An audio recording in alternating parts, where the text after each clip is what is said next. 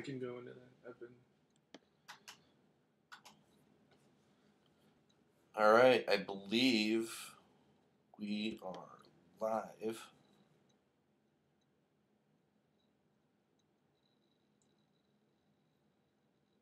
Hello, listeners. Yeah, we're live. You gonna shut your camera off, or are you gonna just watch yourself the whole time? I'm gonna shut it off. This is Lord Nikon. We have to come up with an opening song. We do. That is what are the laws regarding what we can use? You can't. I think a lot of songs are copyrighted, but you can do parodies of songs, so we can use songs and then change the lyrics to them. I was talking to my friend today. She used to have a radio show, and I think podcasts and radio shows have the same rules and regulations. Yeah. So. Yeah.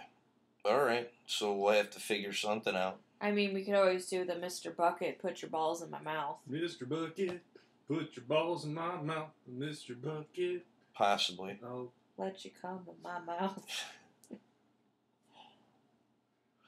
We'll have to figure something out. So, before we started, I was talking to Alex about Ruby Ridge. So Ruby Ridge was 1992. There was a family up in the mountains in Idaho. It was about 40 miles or 30 miles from the Canadian border, northern Idaho, on the top of a mountain in a place called Ruby Ridge. It was the Weaver family. It was Randy Weaver, Vicky Weaver, and then the three Weaver children, Sam, and then two girls, one of them being, I believe, still a baby, like maybe one and a half, somewhere around there. And the dog. And the dog. Can't forget the dog. Striker. Was that his name? Dog is Striker. Okay. Striker the dog. So, Randy Weaver and Vicky Weaver were big time into the Bible. I mean, like, big time. Vicky Weaver was very, I guess, influential on Randy Weaver, so the story goes.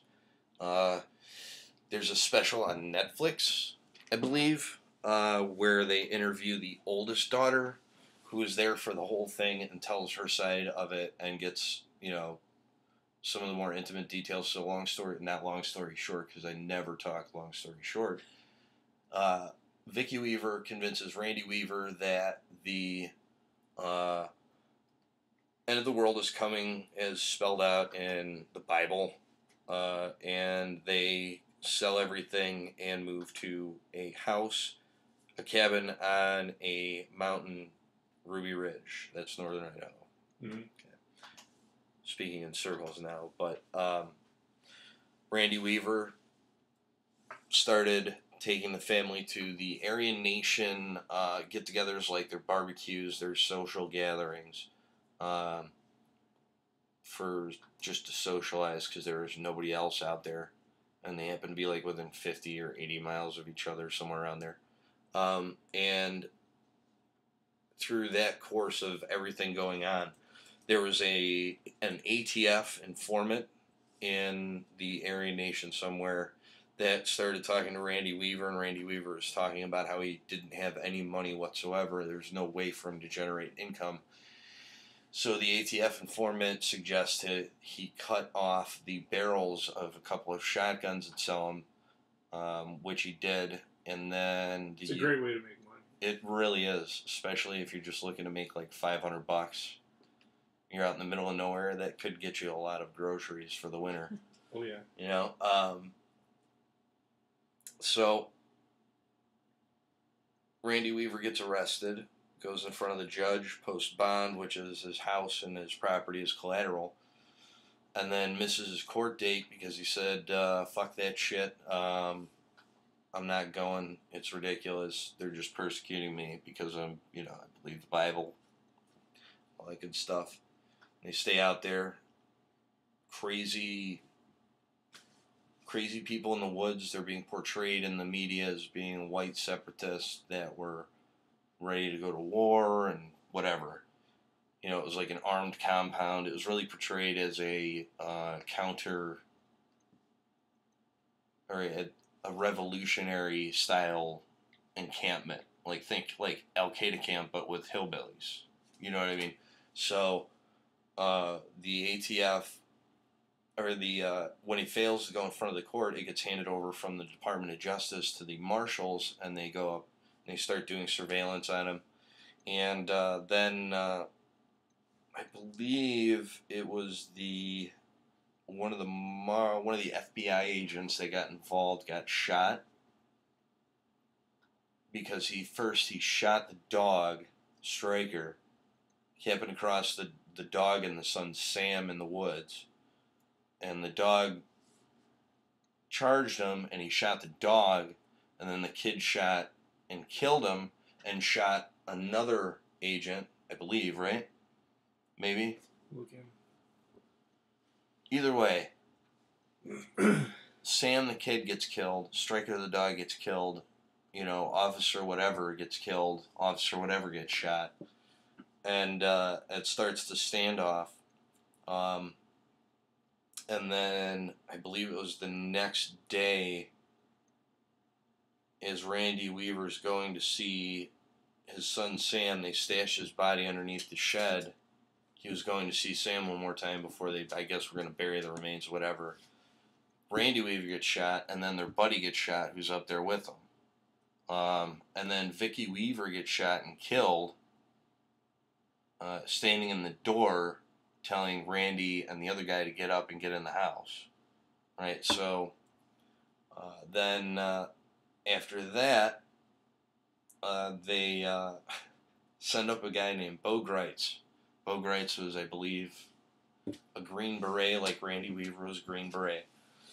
So Bo Greitz goes up there and talks to him, and they figure out a way to get him off the mountain. He goes to prison, but then they wind up, I guess, winning $3.1 million for the entire thing. They sued the government and won. The Weavers. So that was nice. It would be even nicer if they hadn't killed the mother in front of the kids. And the dog, man. Yeah, the dog for sure. That would have been the part of the movie where we broke down and cried. Well, you remember Old Yeller? Oh, man. Man, that was a tough one. Or Sam from... I can't talk about Hero, is it? With the Will Smith and... No, that... No, not Hero. You what know, was the zombie movie? No, not the zombie. Where he's the only one left in New York. And, Hero I Am Dreams of Legend. Sushi? No, I Am Legend. I Am Legend. I Am Legend? Yeah. Sam, I can't handle that. Dude, I she lose cried. it. I don't every remember. time. What happened to his dog? His dog gets the virus. Well, he gets attacked and by the then zombie. he has to kill, because the dog can get it by like exchange of saliva or something. Yeah, Because he was only immune to it by. Well, you're talking about the iRobot zombie things. They look a lot like the iRobots. Like if the iRobots, you know, if you're like just having a normal acid trip, we'll say, and then you start having a bad trip and they turn into those zombies, it's totally rational to think that would make sense. That train of thought. But, so the zombies get the dog and then he has to put the dog down. Well, he had to strangle the dog. He's like sitting there holding the dog, singing a Bob Marley song, and then he just strangles the dog and kills it. And that's one of my favorite movies, but I lose my shit every time that scene. What was Stuck in the Middle with You? That was a good song. Yeah. When fucking what's his name cut his ear off. Yeah, Reservoir Dogs. Did you hear that? Yeah. I guess that wasn't even in the script. That was something K Billy's disco or some shit. Nice. I think that was the name of it. But yeah, I guess he's like telling Michael Madsen, I think is his name, right? I'm not sure. He's telling the story. He's like, yeah, so I did that role, and I don't know if you noticed, but I was wearing pants that were way too tight. They were definitely not my size. And you look back and you see, I like watched it looking back, and you could see like his suspenders are like skin tight, but the rest of his shirt, it almost makes him look like a fucking crazy looking flamenco dancer. Because his shirt just is the right size, but his suspenders are just like taut. It's hilarious. I have no idea what you're talking about right now. Here's a song. No.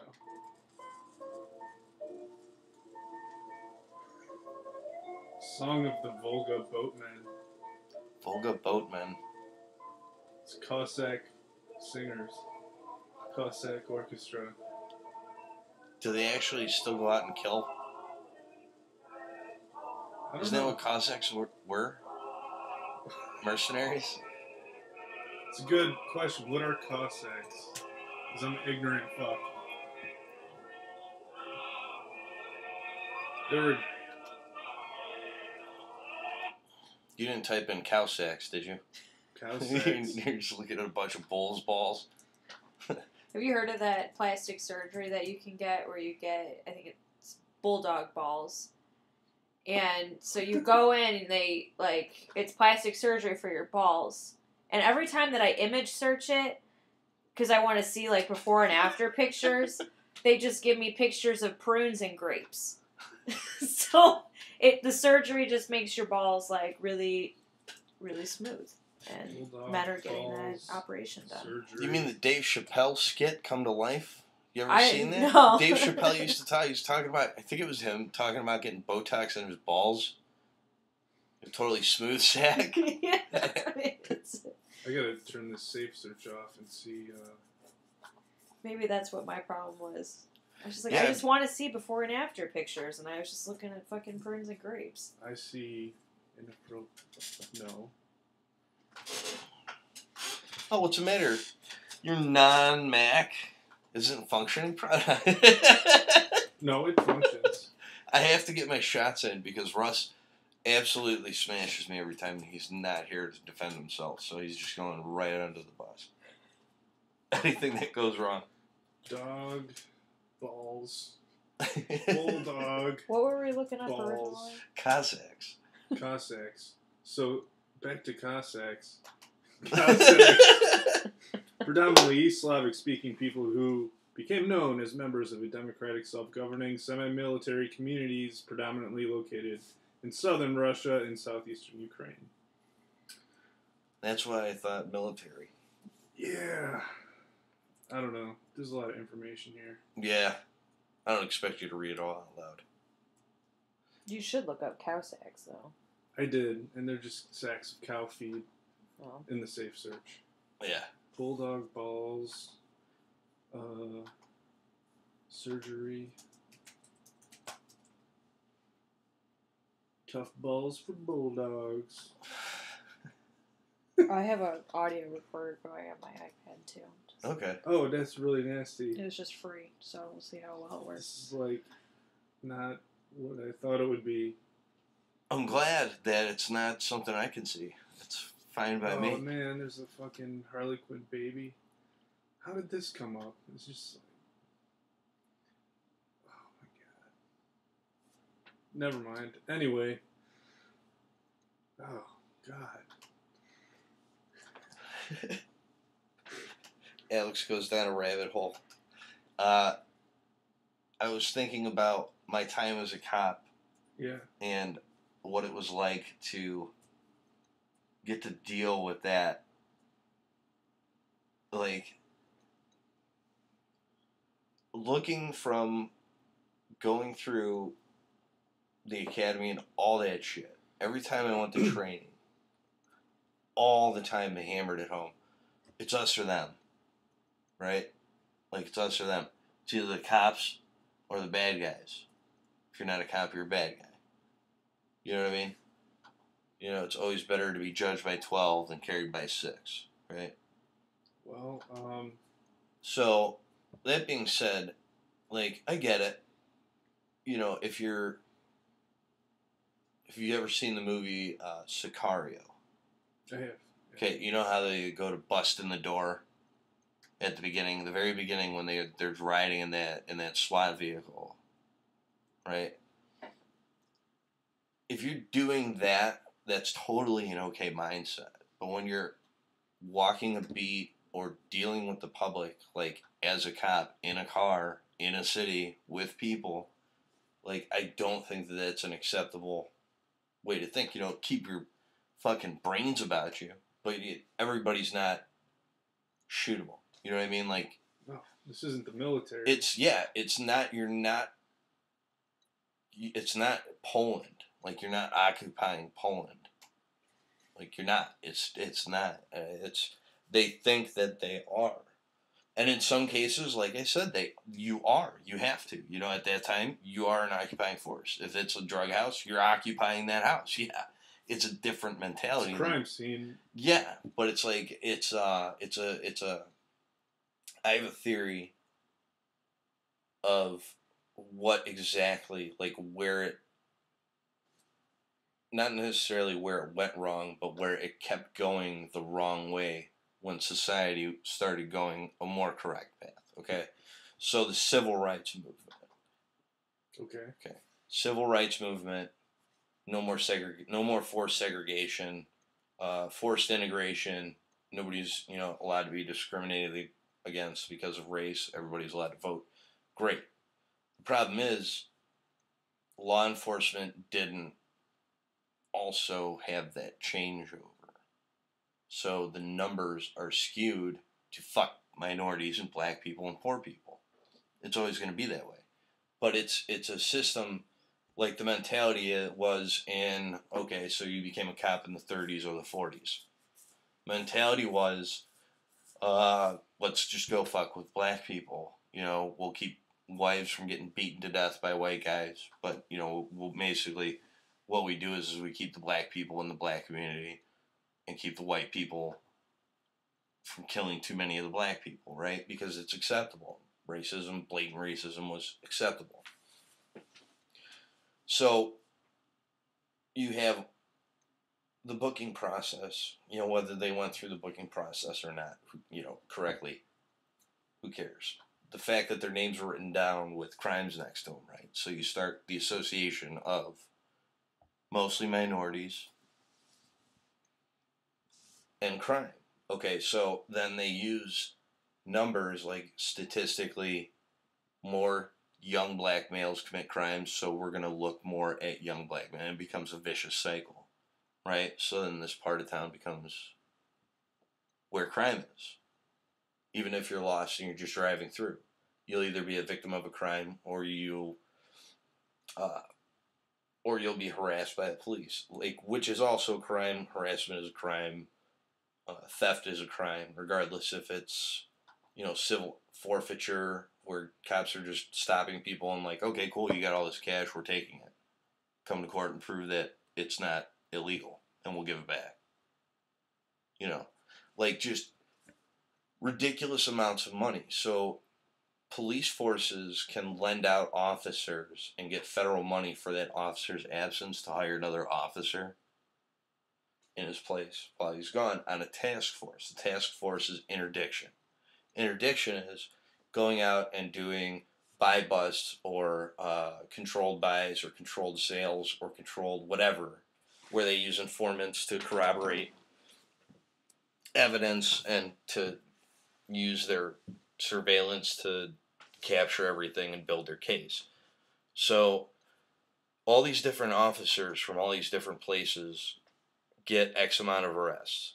That's X amount of dollars, federal grant money that goes to the police department. That is not something that has to be repaid. That's not something that has to be budgeted for. It's extra money you just get from the government, from the federal government, to enforce their laws, their drug laws.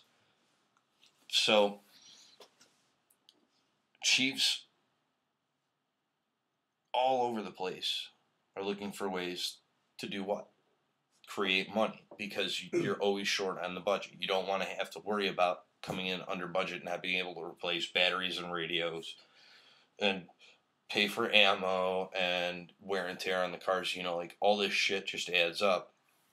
Paying overtime, paying officers, all that shit comes out of their budget. So federal money coming in as a grant is like manna from heaven. So you send more officers out.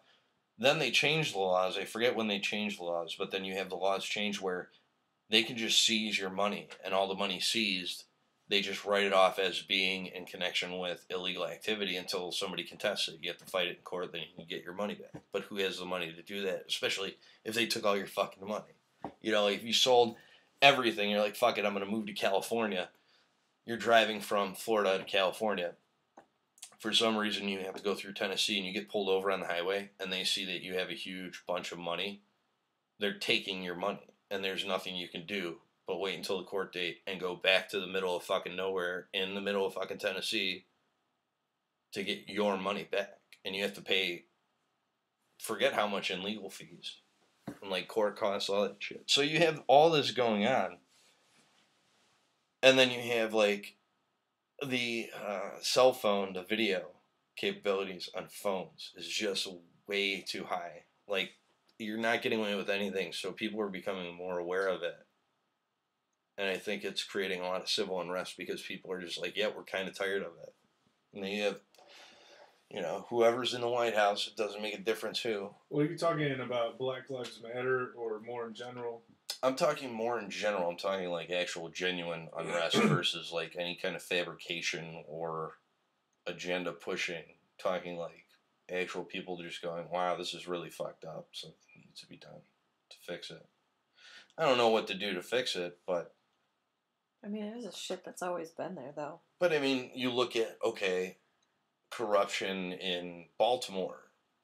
Yeah. Everybody says, oh, yeah, Baltimore's always been corrupt. But it's like, yeah, but they're so corrupt that they're planting drugs on... Like, they're caught planting drugs on people all the time. You know, and there are cops that are out there that'll be like, yeah, you know, I keep a little baggie with cocaine residue in it or heroin residue in it underneath the floor mat. And you'd be like, oh yeah, I picked it up on my, you know, on my boot and got back in the car. So, and that's just to have that to fabricate, you know, if somebody's being a dick and being like, well, why are you stopping? You know what I mean? Like, officer pulls somebody over, you know, where's your ID, blah, blah, blah. Okay, why'd you pull me over? Okay, I saw you run that stop sign. Okay, you know, do you have it on video? And then right there, because you asked the question and you're not immediately apologetic, some cops will cop an attitude and then they'll start harassing the person or, you know, bullying the person. I'm not saying all cops do that, but there are cops that do that on a regular basis. And it's just ridiculous. Like, going from the Marines to being a cop, like, I laughed at a lot of the instructors because they were so, this is war. And I was like, this is not a war. So, like, speaking from personal experience, yeah. You went through this training, and these instructors were telling you that this is a war, and yeah, you're going out to battle. You know, this is, you know, it's a trend of going into the trenches, militarizing the police, yeah, and, you know, putting all this valor, you know, and projecting it on officers. Like, but it was more all heroes, and, you know, they can't be criticized. If I could sum it up in a word, this word is entrapment. It was everything. You have to pay attention to what everyone says and how they say it, and make sure you note it so that you can charge them with it. Like, just like, even for speeding, like, here's how you work your way into getting into the car to get a search, get consent to search, so you can search and then charge them with more shit. You know what I mean? Like, oh, an empty pill capsule, that's a felony. You know what I'm saying? Like, it's ridiculous. Like, the way that they're like, this is how you fuck people really hard. You know what I'm saying? The ambiguity of the Fourth Amendment. Not even that. It's how to get around all of that. Like, workarounds. Like, how to dance all the way around. Like, dance all the way up to the line. And then back off. Because, as you know, in a traffic stop or in any situation with the cops, there are lines that you can cross as a cop, supposedly. Okay, so the continuum of forces. The first step of continuum of force is officer presence. So just me being there has influence on the situation. And then verbal, and then physical, but then there's steps in the physical that lead up to and including lethal force, which is using your pistol or whatever to end their life. So, in the pursuit of safety and preservation of property damage, all that shit. So, I forgot where I was going with that. Bailey, did you have something to add? Oh, I mean, I've had, like, firsthand experience of, like, cops, like, trying to get a reaction out of me and get me to... Baiting you. And getting me to act in an inappropriate way. There was a situation where I was in a little fucking college town and some kids were shoplifting in a store. And I knew these kids. I had nothing to do with this situation. And one of the kids had drug paraphernalia on them. They wanted to get rid of their paraphernalia. I said, fuck you. Went into the bar.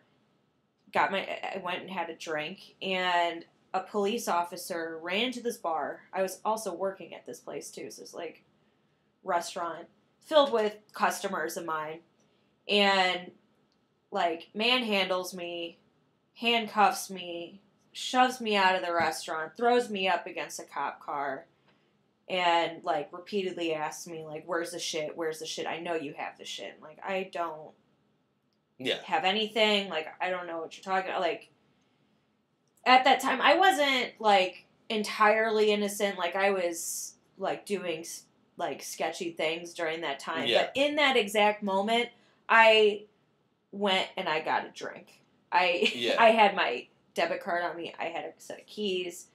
And, like, I'm 5'3". Like, I'm not... And you're a police officer. I'm not going to try to run from you. I'm not going to try to hurt you in any way. But to be fair, you did just have an interaction with somebody that was committing a crime that also, gonna guess, involved in sketchy shit. Yeah. Probably looked a little sketchy. I'm guessing the interaction was, hey, can you hold my shit? Cops are after me. And you're like, fuck you. Yeah. I'm going to drink. Mm-hmm. Right? That's enough time for me to go, hey, can you hold my shit? And you're like, fuck you. Give me that. Yeah. And then you go into the restaurant and have a drink. You know what I mean? So I'm not defending the cop manhandling you or whatever happened. Definitely not defending it. But at the same time, that's how cops are taught to think. Like, that's rewarded. Mm-hmm. Like, okay, so yeah, she handed it off to her. We weren't able to recover the drugs. She flushed them. So then it becomes your word against his. So then the burden of proof is on you. If your lawyer is competent enough to deal with that, included with all the other shit that they're going to charge you with. You know what I'm saying? So it's like they dance up to the line, like I was saying before. They dance up to the line and then they back off, because if they can get you to react in a way that, like, if I invade your personal space and I perceive you as taking a threatening stance, like even if you go to scratch your face, oh, he's going to throw his wine at the throat punch. Mm. So then I can slam you to the ground, throw the cuffs on, pull you up, slam you up against the wall, rip your pockets open, pull through your shit, throw you in the car. And if you say anything or do anything or make any moves whatsoever other than exactly what I would tell you to do, they would become more charges of obstruction of justice, resisting arrest. You see what I'm saying? Like, it's like, I felt like the whole thing was just not graceful. Like, this could have been, in my opinion, a simple interaction. Hey, can you step outside? Can I talk to you? Can you empty your pockets? Blah, blah, blah. No, but I was shoved out of the restaurant, and when I asked what was happening, they told me to shut the fuck up. I told them, I was like, okay, I'm really scared right now. Like, I'm having an anxiety attack. And the police officer said, I don't care. Shut the fuck up. Give me the shit. you junkie piece of shit. Like, and he was just running his mouth, and I felt like he was trying to get me to react and to yell back at him, and I just, like, kept on telling me, like, I am extremely uncomfortable. And the only words that, like, there was nothing, like, this, like, didn't tell me anything about what was going on. Just shut the fuck up, give me the stuff. Like, yeah. I don't know what to do. It was terrifying. It blows. Yeah. Like, I had, an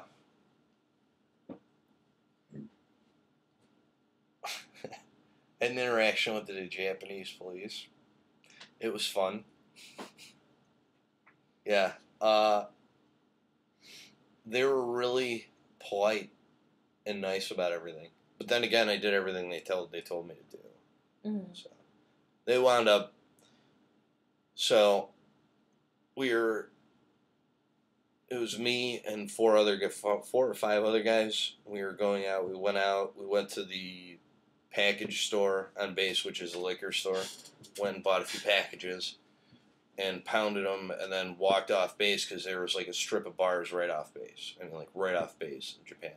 Iwakuni, Japan. So we're drinking at the one bar. We go to the next bar. We go to the next bar. We go to the next bar. And we're pretty shit-faced at this point. So then we're like, all right, we're going to cross the street. We're going to hit the other 5 bars. And then that should bring us to alcohol poisoning levels of drunk. And then we should be good to go back onto Bay. Like, we'll be so shit-faced, but the base is like from here to the top of the street. So we're good. And there's 2 bars in between it. So we're drinking. We go to cross the street, and everybody crossed before me because I was lighting a cigarette. And as I lit my cigarette and I looked at traffic, the Japanese police van pulls up and it parks like a couple spots down. And I'm like, oh shit, someone's getting arrested. Well, in Japan, there were 3 types of cops, right? There were the cops that wore the gun, the baton, and the whistle. And you could kick their ass without a doubt. Like, you absolutely could kick their ass. So then there were guys that carried the baton and the whistle, and your chances were like 50-50. And then there were the guys that only carried whistles. And you did whatever they told you because they would fuck you up so fast. Like they just had whistles? Just carried whistles. And they could kick your ass. And they would beat the shit out of you. Like, they were just very good at hand-to-hand combat?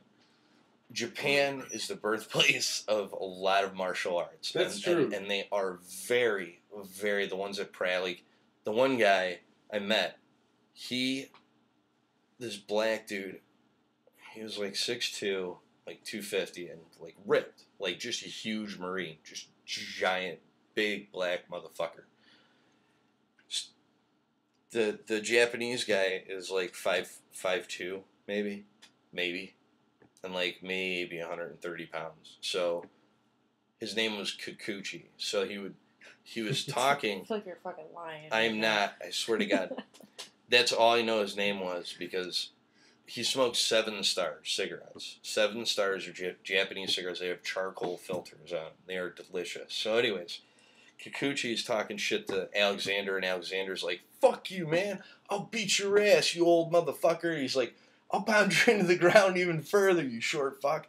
So Kikuchi did something, and Alexander charged him, and I was like, oh, dude, he's gonna fucking kill him. Like, I'm thinking, like, how am I gonna, not get in trouble for not stopping Alexander from eating this fucking tiny Japanese grandfather? Dude, I've never seen anybody move as quickly or as efficiently as Kikuchi. He grabbed him by his wrists and put his one foot, right on his belly button and, rolled back and, kicked and, flipped him. Dude, he went flying, 15 feet, 20 feet and slammed into the floor, slid into the wall. I mean, he was fucked up. And I was just like, holy shit. And then I see him the next day and he's sitting, outside smoking, and I, look. And I had double take because he had fucking elephantitis ankles. And I'm like, what's wrong with your ankles? Are they broken? And he's like, yeah, they're broken. Through one of the girls that worked there, through her broken ankle, she's like, yeah. He says they're broken. And I was like, how did he break them? And how is he not in a cast, not walking around? And she's like, he said he was kicking a tree, and he broke his ankles. He broke his first one, so then he kicked it with his other one until he broke that one. And I was like, what the hell is wrong with him? Dude, he's crazy. So that was Kikuchi. And he was, I'd seen him manhandle like 2 other guys like that. And every time I sent him over there, I'm like, that old guy over there, he would beat the shit out of you. Like, you wouldn't even have a chance. Like, guys that would come in and they're like, blah, blah, blah, I used to fight all the time, this and that. I'm like, yeah, Kikuchi, dude, he would beat your ass up and down the block, dude. And they're like, nah, fuck no. And I would be like, hey, Kikuchi, he says you can't kick his ass. He's like, no. And he would, dude, it was so funny. They would get set up every time, dude, knock him down. It was hilarious. I would make sure everybody was watching, too. That's great. Yeah. But in the Marines, it's a military. That's when it's, kill or be killed. But as a cop, unless you're doing some like crazy shit, some task force, which if you're going after violent fugitives, sure, guys that committed violent crimes, sure, but man, it's just tough to justify like. But then you see that the pendulum swings back the other way, where you see all these cops getting killed because people are watching shit and then reading the comments, which is never a good idea on anything. No. I mean, unless you're expecting to be entertained. But if you're like one of those people that you like read comments and you're affected by it, other than like, haha, that's funny. Look at how terrible the human race is. Trigger warning. Yeah, like if you're sensitive, definitely don't do that. Awful shit. Yeah, I mean, people say so much stupid shit. It's unbelievable. I mean, it can be avoided. It's believable now. Yeah. I mean, I've had a police officer like show humanity to me. Yeah. Too before, like I don't know, just because I'm a recovering drug addict, so like I just hate police officers. I'm 4 years sober, and I still I see a police officer and I get mad and I get scared and it's not whatever. A good time, yeah. But I don't know. I was in jail and I was misreleased once, and I was supposed to have a police escort to rehab, and the police escort wasn't there, and so I went to use a payphone to call my parents because I didn't know who else to call. I don't know what to do because nobody in the jail was helpful. They were just telling me you're released, go, and I knew the judge told me police escort. So I was like, I'm not leaving here because shit's then gonna you'll get be bad. charged with fucking escaping. Yeah, so I went out a set of doors to use a payphone, and then they realized that I was misreleased, and they come running after me and manhandle me again, and cuff me, and it was it broke my heart. I was so ready to get out of jail, and this female police officer saw the whole thing happen. She saw me get released, get ready to leave, only to be handcuffed, and told I had to go back up to my cell again. And as I was taking all my street clothes back off, I asked the woman, I was like, can I please just keep a hair tie? I just want to tie my hair back when I'm sitting in this jail cell. And she told me, she's like, no, you can't keep this one because it's marked item with all of your things. But when we get back upstairs, I'll give you a hair tie. And she did, and it was a really emotional moment to me because I was treated like shit the whole time I was in jail. People they're not nice. I was called a junkie piece of shit by every single police officer in there except for her. She gave me a hair tie. She's like, all right, it's not the end of the world. Everything's going to be all right. Keep your head up. Just keep on doing the right thing. And it was a really, I don't know. It just it gave me just faith in humanity again to just have hope. That a little bit of interaction. But I don't know. It's you have bad people, you have shitty people, and you have good people. And I think the same goes for police officers. Yeah. But good thing I hate everybody. So yeah. It's whatever. Mm-hmm. But and then you have the dehumanizing effect of the war on drugs. Mm. Yeah. I mean, it's your experience of it. A victim of being, addicted, and then a victim of the way the system is not set up to help anyone other than the system continue on chewing up people. Like, that's just what it does. Mm-hmm. It's a machine, chews people up in the gears, uses their blood for lubrication.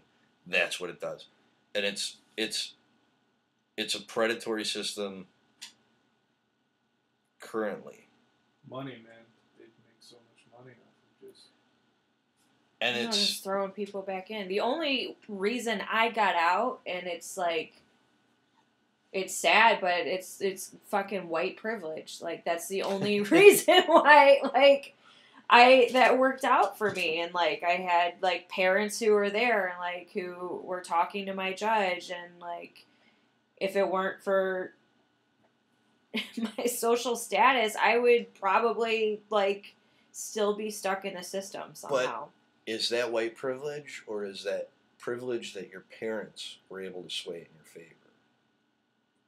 Because there is a difference. Because they were involved in your life. Yeah. Because they can go, yeah, we understand she's having a lot of issues, but she's not, total waste of flesh. You know what I mean? Like, she's still a human being.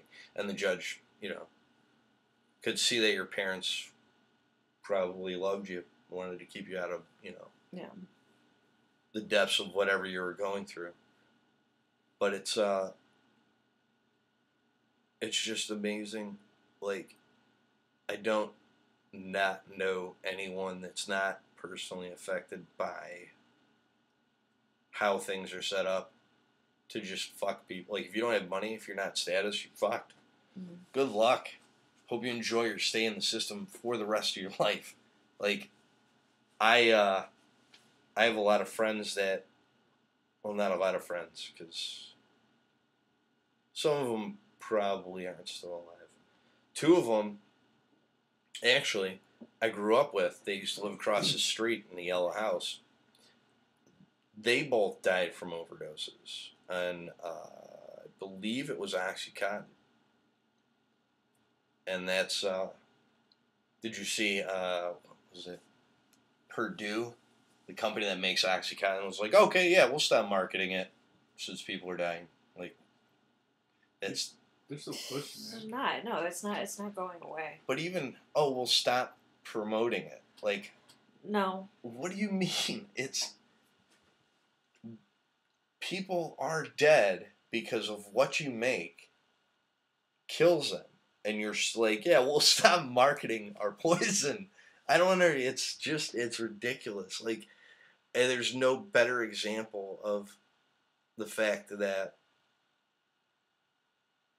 the haves will always have and the have-nots will always have not. I think. Like, okay, when Nero burned Rome, do you know what part of Rome burned? Where all the poor people live. The slums.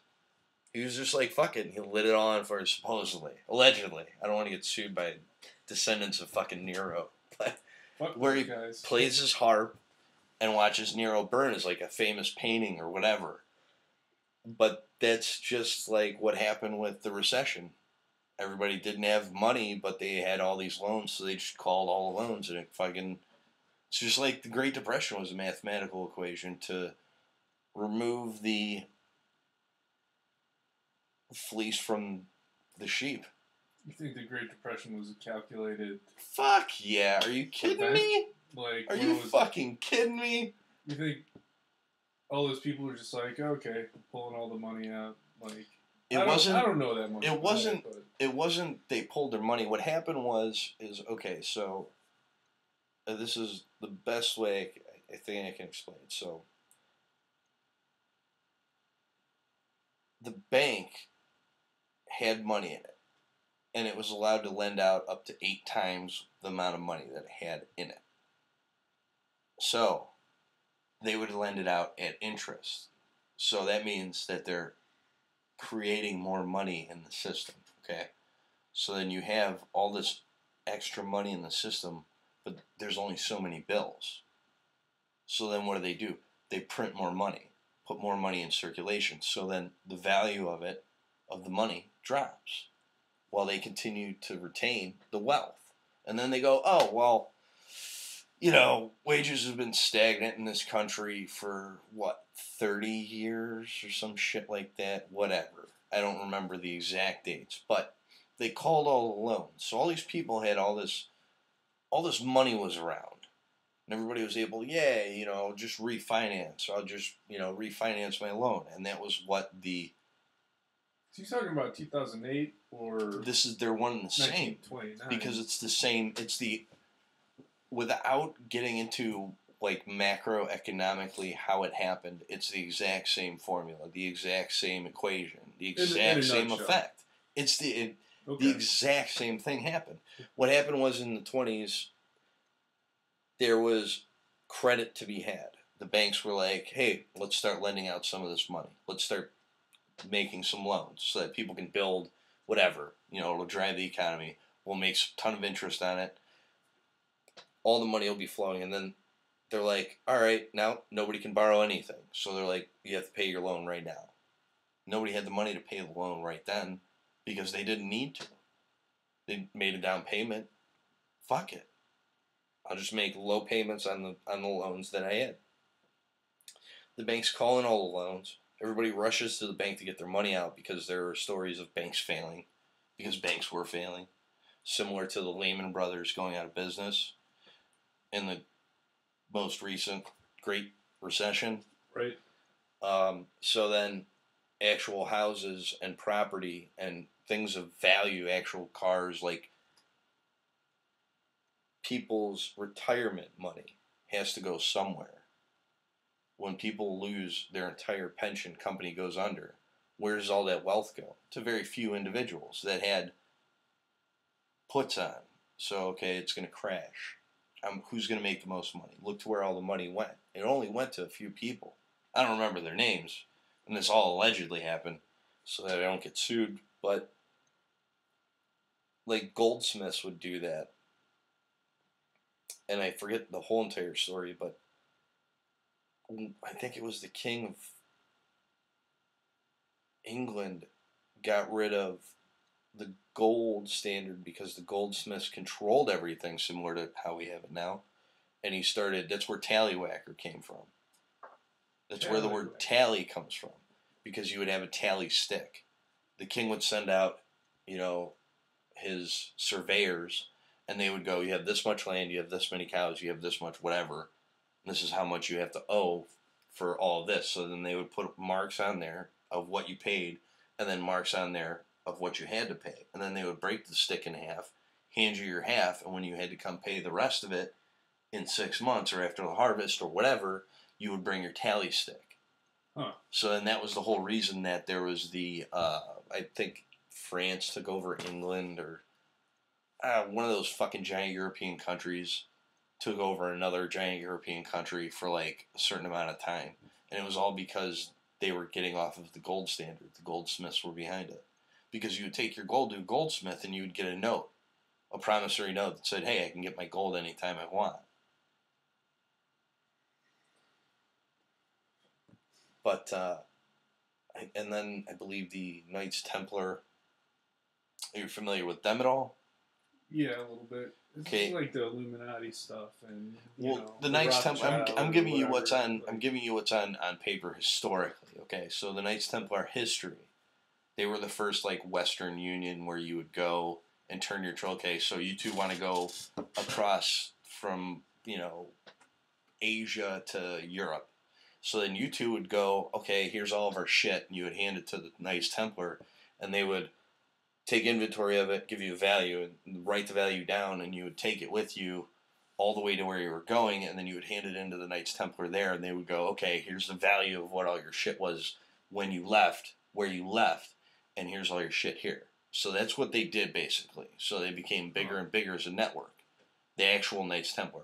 And then Friday the 13th is based on, I think it was the King of France. He owed the Templars a ton of money, and that's why Friday the 13th is so like bad in memory, like it's bad luck, is because the King of, I think, France, don't quote me, sent out emissaries, and then on the 13th, Friday the 13th, I forget what the date was, all of the Knights Templars were killed by assassins. Like, by decree, they were arrested and everything that they were in possession of was seized by whatever government it was with. It was crazy. Huh. I had no idea. Yeah. I went down a rabbit hole. That's why I would read different books. Like, there was one author that I read a lot of, but it just got to be too much. Like, once you get to know an author, if they're not great, you kind of see what's coming. You know what I mean? I don't know. It's weird. Forgot where I was going with that. I think we were talking about Cossacks. Cossacks. Well, I'm still thinking about, I want to go to the store. We should hit Walmart because I want to get a whistle. Because no one will fuck with you. No. That guy's got a whistle. Kick anyone's ass. No, so oh yeah, to protect myself against the carjackers in Lakewood. Oh shit. No, but we live right in front of a school, and I want to have the kids line up for recess at my command. So I want to blow the whistle from the window, and I just want to watch them. I want to watch them line up. Psych. Like blowing beds 10 minutes before recess. So funny. So we have to get a whistle tonight because I forgot to do that when I was out today. I have a lot of people counting on me right now, so. Do you want me to videotape this? Yeah, well, of course. There was a couple people that lived a couple of houses down that were assholes to me when I was a kid, like, just unneedingly being assholes to me. And I wasn't even, like, that young. I was, like, 16, 17. And I was like, what the fuck? So anyways, they had a couple of dogs. And Gaetano, who lived a couple houses down, right next door to him, like, we couldn't fucking stand either one of these people. So we knew they had dogs. He had I think it was an iPod Touch when it first came out. And he downloaded the dog whistle, and we waited till, like, 1 o'clock in the morning, and he's like, hey, check this out. Started hitting it, and we could hear the dogs going fucking apeshit in the house. And we could hear them, like, yelling at the dogs. And then we'd wait about 5 minutes, you know, laughing, like, trying not to laugh, like a couple of fucking Marys, you know, giggling under our breath. And we waited about 5 minutes till everything was calmed down, and then we'd fucking hammer the whistle again, and dogs would fucking go nuts. Did that like 2-3 nights in a row. It was absolute shit. Once you got on our shit list, we would do all kinds of stupid shit. That's great. Let's put that on the to-do list as well. Get dog whistles. Just fuck with the people I don't like who have dogs. Another good one's a laser pointer. Those are a lot of fun with dogs, because then you can get them to fucking... Dude, there's a guy that was walking... He had 3 dogs he was walking, and I couldn't, after, like, the first couple of times fucking with the dog, maybe 0.2 seconds of using the laser to fuck with the dogs, I couldn't, because he wasn't that big of a guy, but the dogs was, like, 2 American Bulldogs and a Shepherd. The dogs were just going to take him for a fucking drag. He'd be, like, drawn and quartered, like, Mel Gibson, fucking Braveheart. It's another intro song.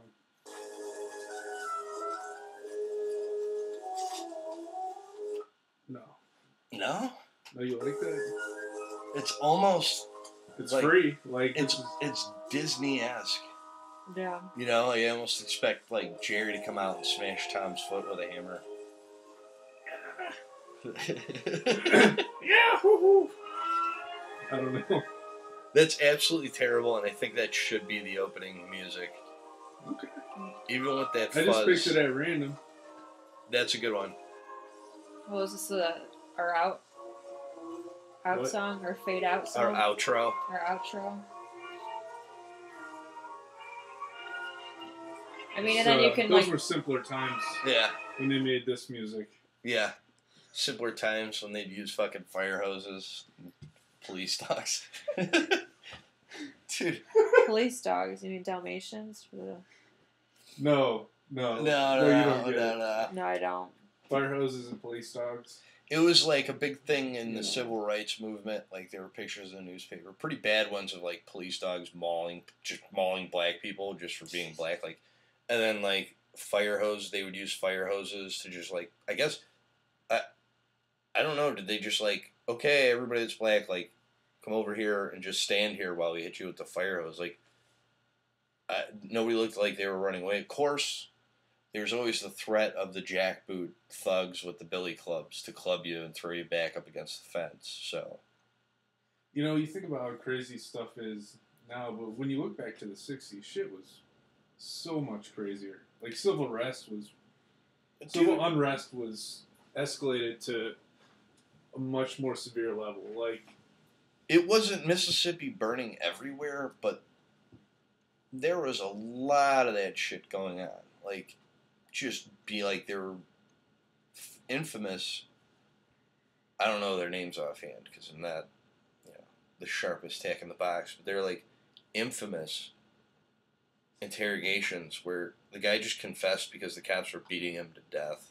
Like, they would handcuff guys to chairs and just beat the shit out of them until they were like, yeah, I did it. Fuck it, I killed those people. Don't beat me to death, please. Well, the protests were a lot more violent. You know, they had the Weather Underground. He used to, like, bomb people. You know, like, I mean, it was really violent. It was fires and, you know, it wasn't like it is today. People think stuff's bad. Yeah, tear gas and some fucking rocks or get thrown. Not that bad. A couple punches. If you really look at the 60s. They would just surround the black neighborhoods and just then go in and just fucking fuck people up. Like, there was one project housing area, I forget where it was, but somebody had gotten into a tussle with a cop in there, and the cop lost his radio and his gun in the tussle. And nobody said anything. So immediately after roll call, I wasn't here for any of this, but immediately after roll call, allegedly, the entire department that was coming on would descend onto this housing area like the fucking plague for like a month until the gun and the radio reappeared. And like, I guess they would just beat the shit out of people. I don't know. Because descend like the plague, like, that's pretty hardcore. I would imagine they're not just going, have you seen a radio? Have you seen a gun? Have you seen a radio? Have you seen a gun? I don't see that going well for anybody that lived there. You know? Shit was worse. Dude. Sure, like, you know, women's rights, civil rights, like, it was all worse back then, you know? Yeah. I like to think we're working to a better spot, but I don't know. It's a pendulum, you know, it goes a little bit, it's like 2 steps forward, 1 step back. Communism? Are you a communist? more of a socialist in some ways, but... Yeah, but in, like, not in like a you know, getting Stalingrad installed in my shower anytime soon, but like, from a human being standpoint, like, you know what I mean? I mean, this is getting a little political, but I mean, you know, I do believe in, you know, some public infrastructure like healthcare, and, you know, helping take care of people, not just letting people fall through the cracks who can't take care of themselves. But that's what I'm saying. Like, it's not, you know, do like, oh, so you love Obamacare. You know, like, that's a popular tactic, I think, for some people. I don't love it, but I do have, you know, Obamacare, and if is I it didn't the right, have it... Is it the right idea? Absolutely. Is it properly executed? Probably not. No, because it's still... It's government run. Anything government run, you're looking at a fucking ridiculous amount of fraud, waste, and abuse. I don't care what anyone says. Well, they're still making money off... You know, they're still in bed with the healthcare industry. Course. You know, they're not... It isn't, like, totally government run. It's just... You know, those people are still getting paid off by the healthcare companies, you know? So... It's all lobbyists, sir. But... To be honest, okay, before Obamacare, if I wanted health insurance, I'd have to pay like probably $400 a month with pre-existing condition.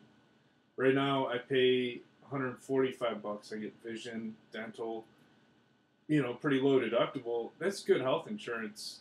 I mean, yeah, my provider network is limited, but I don't care if I have to go to, Metro Health or, I don't get like a doctor is a like, doctor.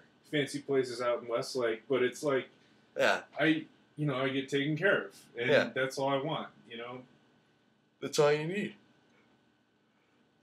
Dude, I go to the VA hospital, and I get fucked around pretty good every time. It's great.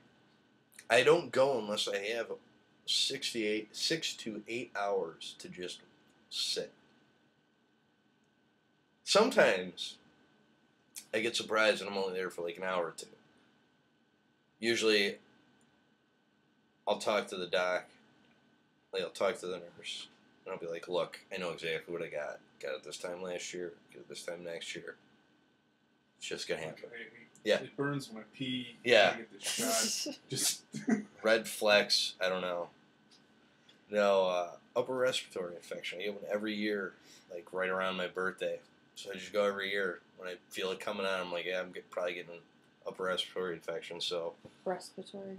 Dude, I always skip that.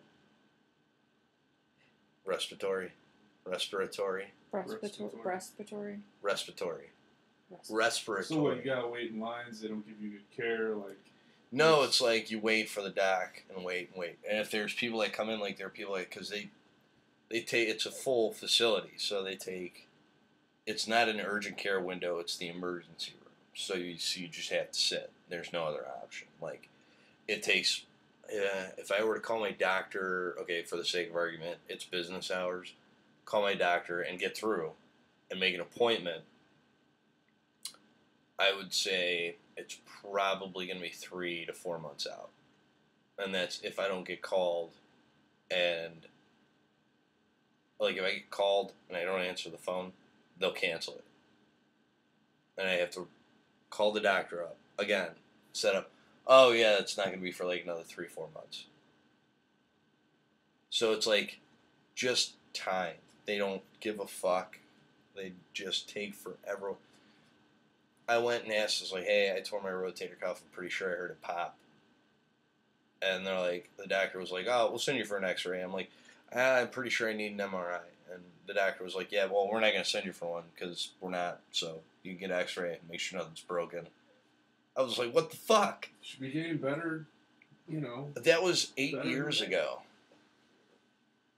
Last I heard is, we'll call you. For as much flag waving and as much, as they talk about how important veterans are and how much they steal the valor, Dude, they don't do much at all to take care of veterans. There was a guy that came in and said, I think I'm having really bad heartburn. I have chest pains. So checked him out. Here's a bottle of Maalox, sir, an older black guy. Here's a bottle of Maalox. Take a shot of this every time it bothers you. It should calm down. If it doesn't calm down by tomorrow this time, come back and we'll take it. Goes out to his car, sits down in his car, has a heart attack, and dies with his foot still on the one foot still on the ground. They hit him with the paddles and brought him back, but that's like, it's like, not for a lack of trying, but just for a lack of what seems to be people, like actual doctors. Like, I have to talk to 5 fucking people and fill out, give the same information to 5 different fucking people. Like, it's like office space, but like a doctor. And then you get to see the doctor for like 2 seconds. Well, they're extremely understaffed there. Like, I have a good friend who volunteers there, and it's everywhere. just like, she's a volunteer, and the shit that they have her doing, like, she should be getting paid for, and she should have like professional training for. They're extremely understaffed over there. Now, I've seen Born on the 4th of July. Have you ever seen that movie? Yeah. And so it's not like that. So it has gotten better, I believe. I'm sure there's still horror stories out there. But the first thing to get cut from funding when they're negotiating a bill or spending or any of that, the first thing that gets cut from any and all programs is mental health. Yeah. The second thing to get cut is veterans. Anything to do with the veterans. Those are the first two. Why? Because veterans are tough. They're not going to fucking raise a stink about it. Who's going to raise less of a stink than somebody with a mental disability? They can't help themselves. Somebody that's autistic. You know? Like, you know what I mean? Like, somebody that's autistic doesn't fucking know. Rain Man's not going to be able to be like, hey, I'm homeless. Help me out. You know? Yeah. Same thing with somebody with Down syndrome. They're not going to be like, yeah. And, you know, the austerity philosophy of, hey, you got to take personal responsibility for your health care. But if you're disabled or you don't have somebody advocating for you, you're fucked. Yeah, you're Dunsky, as they say. It's a real issue.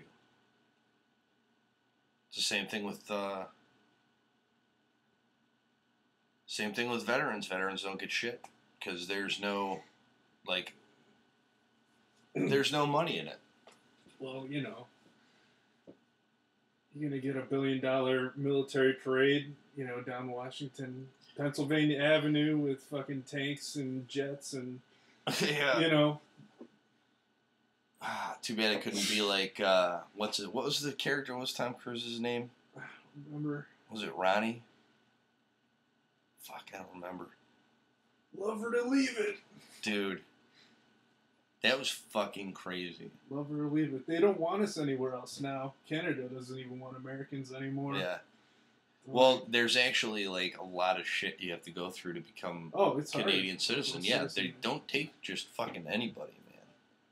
America's pretty open to immigration compared to some other countries. Which if you could get here, pretty good chances you're gonna stay here. I don't know though if this bill or if this presidency. I don't know. I would hope that Trump is just a lot of talk and then not really a lot of action. It's not Trump. I mean, you know, he just does stuff that he tweets. I don't know. Talk about this shit, but I mean, he's not really doing much at all. You know, Mitch McConnell and Paul Ryan, and you know they can't even get their majority to get much done. So I mean, they're very ineffective altogether. But you know what they're good at? Paying themselves handsomely. Yeah, I mean, they're about to pull out. You know, they got that big tax reform. They're going to pat themselves on the back and sit fat and pretty. You know, it's not... It must be nice, I'll tell you, to be able to just fuck people like that and get away with it. Yeah. I mean, they really are absolutely fucking everybody. Everybody's getting fucked except for them. Everybody, like, they made sure that they were able to opt out of the federal health care program. Like, yeah, that's... If there is no more shining... And this is the one thing that I have to stick to. If there's one shining example of the golden rule being he who has the gold makes the rules, there's no need to look any further than the Affordable Care Act. Because that is literally, do as I say, not as I do. I make the goal. I have the goal. I make all the rules. Like, that's just how it is. And it's fucking crazy. The fact that Pelosi said, we have to pass it so that we can see what's in it. Like, that's an actual quote from her. Yeah. I mean, look, Alex, I understand. I do understand because I never will you ever catch me reading through a proposed bill that's 3,000 pages long or 30,000 pages long or however fucking long it is. There are people that if it's 3 goddamn pages, Alex, I'm not fucking reading past the first 4 or 5 letters because I'm just like, yeah, fuck this.